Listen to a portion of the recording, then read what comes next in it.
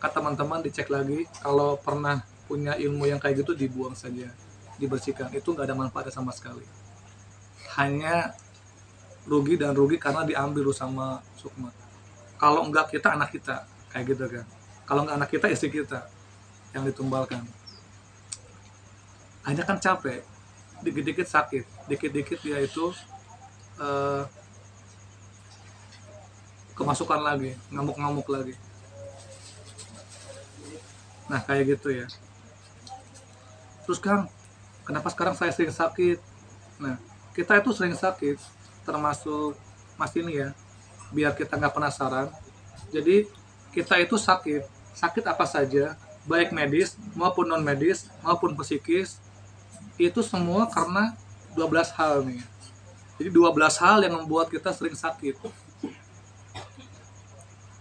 Pertama, faktor genetika, faktor gen, keturunan, ya pertama tuh, biar kita nggak penasaran.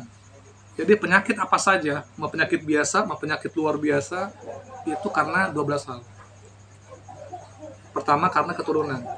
Misalkan nih, ayah kita HIV, nanti punya anak HIV lagi. Atau misalkan kayak Kang Surya gitu, mungkin bapaknya tinggi, sekarang tinggi juga gennya, itu ngaruh ya.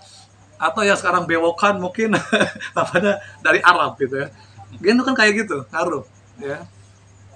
Nah, atau kadang ada orang itu misalkan batuk-batuk, bisa jadi ibunya batuk-batuk. Nah kemarin ada yang laporan tangga saya, jadi beliau itu punya anak meninggal lagi karena penyakit darah tinggi. Ternyata ibunya juga darah tinggi, jadi taruh ke anak. Ya ngeri ya, itu namanya gen tuh.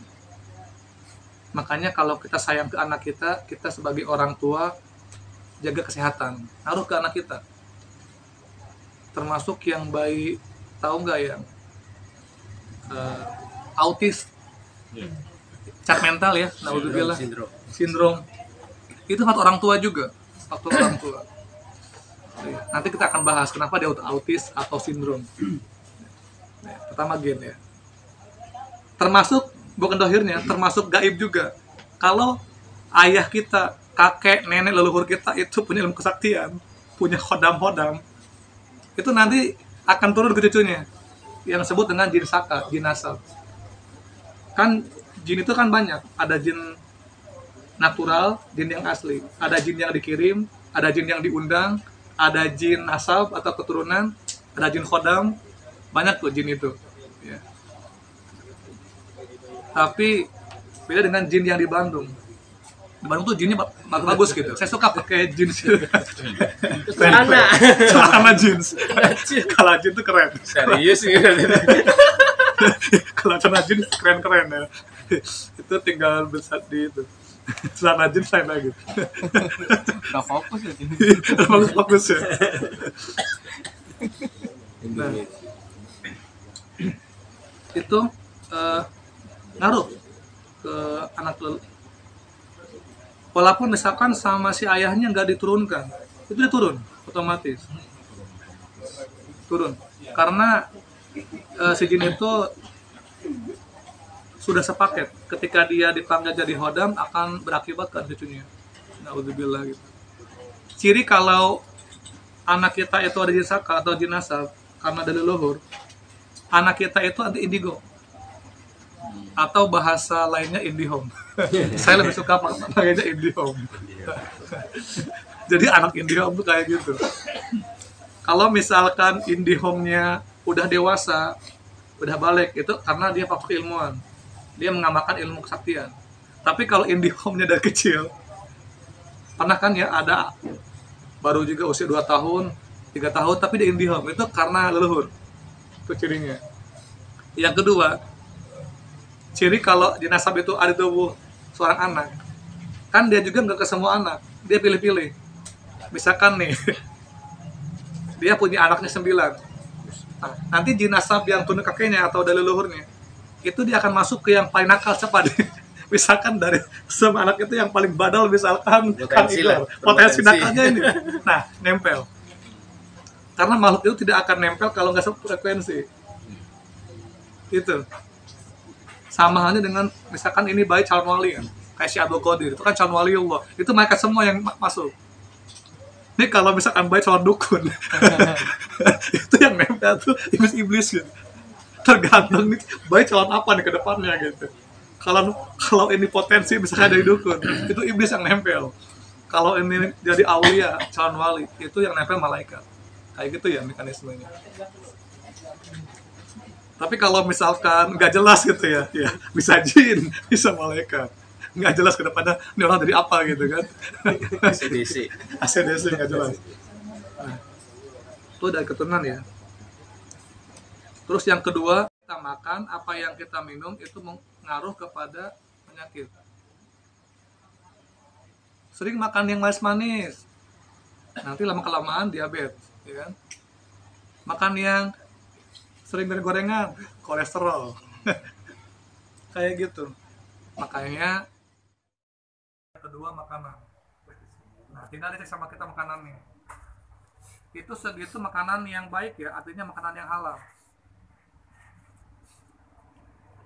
Apalagi kalau makanan yang kita beli misalkan nih makanan, beli buah misalkan, atau beli maizon ya, beli misalkan di warung, di restoran. Nah, di warungnya itu pakai penglaris, otomatis kan ada jin-jinnya. Ini kalau saya buka, jadi ketika misalkan itu restoran atau tempat jualan toko ada penglarisnya, itu yang membuat makanan enak itu si pocong kunti-kunti itu genderuwo gitu. Dia digituin air liurnya biar enak. Cirinya kalau di tempat makan itu ada penglarisnya atau misalkan pesugihannya, pas makan itu enak, bawa ke rumah nggak enak gitu. Padahal hanya sekian menit. Kecuali misalkan belinya di Medan, dibawa ke Jakarta, kayak itu baru tuh. Ya. Tapi kalau misalkan dari depan ke sini kan dekat. Tapi kalau misalkan dari Jakarta ke Surabaya kan jauh tuh, wajar pasti juga ya, mau jauh gitu kan. Apalagi naik bis kan, saya semalam gitu. Nah, dimakan sama kita kan nempel tuh jin pocong kuntinya, lama kelamaan jadi penyakit. Yang ketiga yang membuat kita sering sakit karena faktor lingkungan. Seperti apa lingkungan kita itu ngaruh kepada kita. Misalkan Kang Taufik lingkungannya banyak energi negatifnya, itu ngaruh ke kita.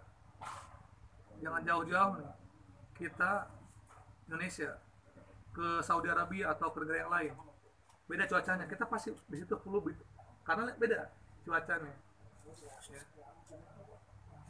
Dibaikan aja makanannya di Egon, lumayan boleh ngantuk. Iya. Biar segera. Iya. Ya. Atau lingkungan kita misalkan banyak dukun-dukun nih, itu ngaruh ke kita. Atau lingkungan kita banyak polusi, itu ngaruh. Ya. Hewan-hewan aja mati, apalagi kita. Nah, makanya kalau punya rumah usahakan harus jaga dari polusi, dari ini. Kayak di Kutub Selatan. Di sana tuh aman. Makanya kalau pengen tahu langit indahnya seperti apa tuh di Kutub Selatan, di Antartika. Cuman kesananya kita paling mati ya, karena es semua gitu. Tapi jernih, karena kan nggak ada polusi. Karena di sana itu masih bagus. Apa namanya tuh atmosfernya. Di Jakarta, di kota-kota besar itu udah ini, karena banyak polusi kan. Itu yang ketiga. Yang keempat itu pergaulan. Nih, dengan siapa kita bergaul, dengan siapa kita bersahabat, itu ngaruh kepada penyakit. Jangan jauh-jauh. Ya, contoh kecilnya nih, misalkan saya sehat, nah jangan misalkan kena COVID-19. Saya nyampe, kena juga saya kan, kena COVID juga. Nah itu ngaruh. Termasuk energi negatifnya, misalkan kelakuan saya buruk, nah jangan ke saya nempel, nanti kena kelakuan buruknya. Makanya kalau ada seorang yang punya energi negatif, hindari, jauhi. Bukan berarti kita nggak mau silaturahmi, sekedar menyapa saja. Jangan kalau sayang-sayangan dengannya, nanti nempel kayak gitu. Karena energi itu menular, baik positif maupun negatif. Makanya teman-teman kalau mau bersahabat pilih-pilih teman-teman. Makanya kan dalam kitab Ta'lim Muta'alim disebutkan wa yajibu 'alal muta'alim ikhtiyarul ilmi wa ikhtiyarul ustadi wa ikhtiyarul ikhwani. Jadi wajib bagi seorang santri untuk milih sahabat, milih guru. Jadi jangan sembarangan milih. Banyak kan guru, tapi pilih mana guru yang paling membuat kita nyaman. Wah ini hebat nih, wah ini syekh nih kan, wah ini berjubah ya. Jangan asal berjubah ya. Di Arab tuh semua jadi jubah semua gitu kan. Wah ini hebat nih syekh. Asal lihat yang berjubah, yang berjenggot, wah ini syekh. Enggak juga. Di Arab semuanya pakai jubah, karena itu bukan berarti mereka itu ulama, karena emang itu pakaiannya, tradisinya. Karena di Arab itu, di Jazirah Arabia panas. Jadi mereka itu untuk memantulkan cahaya pakai jubah warna putih. Kalau dikatakan tropis, nggak pakai jubah, kita pakai batik aja udah adem, kayak gitu ya. Itu maksudnya. Jadi maksudnya orang Arab pakai jubah itu bukan berarti saya pakai sorban itu buat memantulkan cahaya karena panas gitu kan di kutub, di gurun Gobi, gurun Sahara, kayak gitu. Geografi. Iya, kayak gitu geografinya. Nah, jadi penting memilih sahabat. Kalau misalkan Willy sakit-sakitan, tanya siapa yang deketnya, atau jangan jauh-jauh lah. Misalkan saya batuk pilek, nah Kang Haikal samping saya kena juga kan batuk pilek, nular tuh. Nah penyakit termasuk kelakuan kita, kelakuan buruk, kelakuan baik itu menular ya. Oke lanjut, yang kelima, kenapa kita sering sakit-sakitan, sering penyakit yang aneh-aneh. Yang kelima faktor keilmuan tadi itu, misalkan Kang Igor masak susu, terus misalkan masang pelet, macam-macam lah itu, atau misalkan mengamalkan ilmu-ilmu kesaktian, entah isin gunting, beraja musti, sapu jagat, sapu injuk, sapu nyereh gitu kan. Semua tuh dipakai tuh. Nah itu kan ada hodam-hodamnya. Ketika ada hodam-hodamnya, kita nanti akan gampang sakit-sakitan. Gitu nggak baik kayak gitu kan. Nah, atau punya pusaka-pusaka, entah keris, entah batu-batu bertuah, entah misalkan itu tongkat, entah misalkan yang lain-lain lah yang di rumah. Makanya kalau misalkan ada pasien yang berobat ke teman-teman, terus misalkan dia susah sembuhnya, cek dulu dia punya barang-barang nggak, pusaka-pusaka. Kalau misalkan dia punya, entah misalkan raja-raja atau sabuk-sabuk atau yang lainnya, bakar, hancurin. Atau misalkan diislamkan hodam-hodamnya, baru dia sembuh kayak gitu ya. Karena pernah ada kejadian, ada seorang mimpi. Nah dalam mimpinya itu dia dikasih golok gitu, pusaka. Kata dari mimpinya itu, dia berjubah, kamu simpan itu untuk kamu gitu, nanti ambil ada depan goloknya. Pas bangun ada benar di depan, diambil disimpan di lemari. Pas anak perempuannya pulang sekolah SMA, dia buka lemari langsung kesurupan dari situ. Wah diruqyah nggak pernah sembuh-sembuh, ngamuk-ngamuk aja. Akhirnya dicari peruqyah yang lain. Nah dia nanya, kamu punya pusaka apa? Saya nggak punya. Kamu jangan bohong gitu, punya pusaka apa gitu, karena nggak mungkin ini. Hanya dia ngaku ada pusakanya di lemari, diambil, dihancurin, baru sembuh. Nah itu ngaruh ya. Jadi penting kita kalau meruqyah itu bukan meruqyah aja, kalau masih ngamuk-ngamuk takutnya punya benda-benda pusaka, karena kuat. Karena jin itu dia itu akan kuat karena ditopang dengan dua hal. Pertama ada partnernya, yang kedua media. Itu ya. Jadi jin itu kuat karena ada partnernya sama media. Partnernya dukun, medianya tadi benda-benda, entah pusaka. Jadi ada Langsung. Ketahuan. ada benda-bendanya. Iya. Sama sambil minum aja.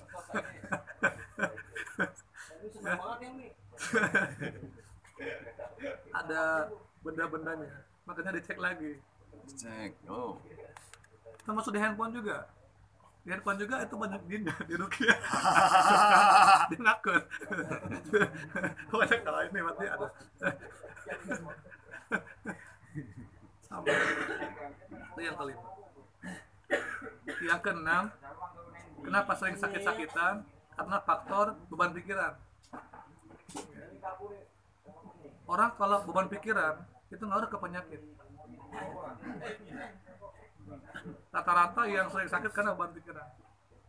Entah utang, mikirin utang, mikirin setoran, mikirin anak ini kapan ini anak pulang, mikirin bini yang TKW kapan nih pulang gitu kan, atau mikirin ini kapan kawin. Sabar, sabar Kong, sabar Kong, Sabar ya. sabar ya. Ya, 2 menit lagi Tong. Harus sama ya. Ini jangan dipikirkan. Jadi utang itu jangan dipikirkan. Utang jangan dipikirkan tapi dibayar. Itu ya, beban pikiran. Nah, stres, frustasi dia, depresi. Yang ketujuh, yang membuat orang itu sakit. Ya. Yang membuat orang itu sakit karena orang itu faktor batin atau tekanan batin. Atau kalau yang lagi patah hati tekanan TBC dia. Tekanan batin cinta. Nggak batin. Justru rata-rata yang saya perhatikan itu sakit karena nggak batin. Termasuk susahnya keluar jin itu tubuhnya masih nggak batin dia. Padahal sederhana kalau mengeluarkan jin itu. Dia ikhlaskan, udah selesai. Kebanyakan dia nggak terima, sakit hati mulu. Ikhlaskan cari yang baru. Ikhlaskan cari yang baru. Jadi lem biru. Lempar beli yang baru. Iya kayak gitu. Jadi nggak usah ribet-ribet. Ya. Itu kebanyakan kita itu nggak batin, nggak nerima dengan kepahitan yang menerimanya, akhirnya susah di keluarnya. Makanya kita kan sering ayo ikhlaskan, kata dia udah saya udah ikhlaskan. Nah Udah dulu aja. ikhlas ridho udah plong itu keluar begini otomatis. Makanya rata-rata kalau perempuan sering kesurupan itu karena nggak batin. Kalau perempuan entah sakit hati karena cowoknya di PHP-in pacaran, atau karena suaminya yang galak, yang nggak pernah menafkahin gitu. Uang punya kurang kayak Karawang gitu kan, itu uang punya kurang. Untung udah tangguh gitu, udah biasa dihajar sama jin.